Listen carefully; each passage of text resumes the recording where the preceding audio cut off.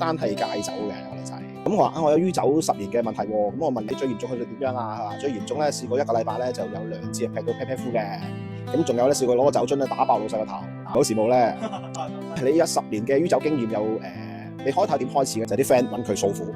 揾佢飲酒，咁佢唔忍心推人哋啊，好啦，咁既然你唔開心，咁啊同你飲酒啦。從此咧就建立咗個口碑，每一次啲 friend 唔開心就揾佢飲酒訴苦，喺朋友圈裏邊好著名嘅情緒垃圾桶，建立咗呢個口碑。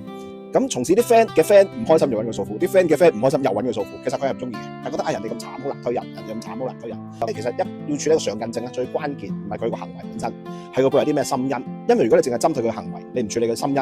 咁即使戒咗某個行為，佢咪用新嘅上癮症嚟取代舊嗰個上癮症。咁原來翻返個童年嗰個畫面咧，佢成日覺得我唔可以推人，呢個畫面點嚟咧？佢細個咧，佢爸爸媽媽分開咗啦，咁就跟住阿媽，咁阿媽就將佢交俾一個阿姨去湊佢。嗰阿姨咧成日喺佢耳仔邊佢講嘅，你唔好成日煩住你阿媽，你阿媽要揾工㗎，你唔好成日煩住你阿媽，你阿媽要新嘅生活㗎，你唔好成日煩住你阿媽，你阿媽好忙㗎。於是咧，佢腦裏邊建立咗個信念，就係我唔可以有自己要求嘅，我必須要滿足他人的要求，否則人哋就唔會愛我啦。咁呢個信念咪帶咗個大人嗰個生活嗰度。咁於是人哋要求飲酒訴苦，佢咪唔忍心推人咯。